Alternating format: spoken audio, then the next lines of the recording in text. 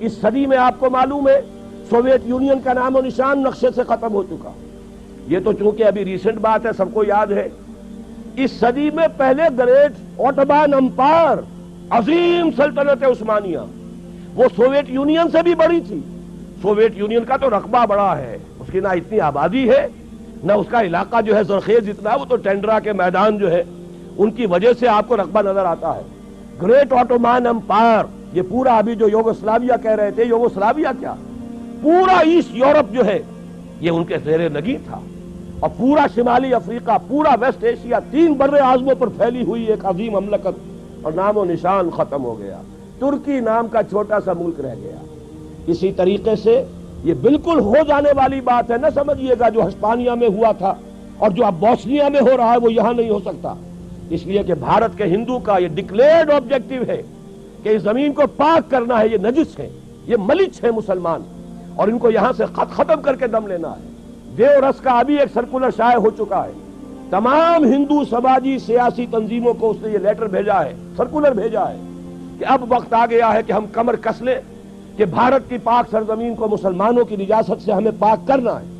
اور میں آپ کو یقین دلاتا ہوں کچھ تھوڑا سا رد عمل پاکستان اور بنگلہ دیش میں تو ہوگا، باقی پوری مسلم ورلڈ میں کوئی رد عمل نہیں ہوگا. میں گارنٹی، آئی اسٹینڈ گارنٹی، کہیں سے کوئی رد عمل نہیں ہوگا. اس لیے کہ ایودھیا کی مسجد پہ انہوں نے دیکھ لیا، ہم نے بھی جو رد عمل کیا ہے وہ کوئی صحیح رد عمل تو نہیں تھا. ہم نے مندر گرا دیا، کیا حاصل ہوا؟ بدنامی دنیا میں مول لے لی، دینی اعتبار سے بھی غلط اور دنیاوی اعتبار سے بھی غلط. فائدہ کچھ نہیں، نقصان ہی نقصان. لیکن یہ کہ بنگلہ دیش میں ہو گیا، پاکستان میں ہو گیا، باقی پوری دنیا میں کسی نے یہ بھی نہیں کہا کہ یہ دوبارہ مسجد بن جانی چاہیے، ورنہ ہم اپنے تجارتی تعلقات ختم کر لیں گے. سفارتی تو بہت دور کی بات ہے، کوئی الٹیمیٹم وار تو بہت دور کی بات ہے. تجارتی تعلقات ختم کرنے کی بھی کسی ایک مسلمان ملک میں دھمکی نہیں دی. تو انہوں نے نبض دیکھ لی ہے کہ غیرت نام تھا جس کا گئی تیمور کے گھر سے. اور اگر بھارت میں یہ کچھ ہو گیا تو آپ یہ جان لیجئے بھارت کے جو عزائم ہیں، میں نے یہ چیزیں لکھی ہیں، پچھلی جمعے کو چھپ چکی ہیں. بھارت کے عزائم صرف بھارت تک نہیں ہیں. پراچین بھارت جس کے احیاء کا وہ خواب دیکھ رہے ہیں، اس میں افغانستان سے لے کر انڈونیشیا تک یہ تو ان کا ٹیریٹوریل کلیم ہے. جیسے گریٹر اسرائیل کا کلیم آپ کو معلوم ہے، اور جو گریٹر انڈیا ہے، مہابھارت افغانستان سمیت، افغانستان سے شروع ہو کر اور انڈونیشیا یہ تو انڈیا اس کے نام کا جز ہے. اس اعتبار سے یہ تو ٹیریٹوریل ایسپیریشنز ہیں. جہاں تک ان کا تجارتی اور معاشی دباؤ ہے، وہ ایران اور عرب کو بھی اپنا حصہ سمجھتے ہیں، زون آف انفلوئنس سمجھتے ہیں. اور یہ زون آف انفلوئنس اب تقسیم ہوگا اسرائیل میں اور بھارت کے درمیان. ان کا گٹھ جوڑ جس تیزی سے بڑھ رہا ہے وہ آپ کے علم میں ہے.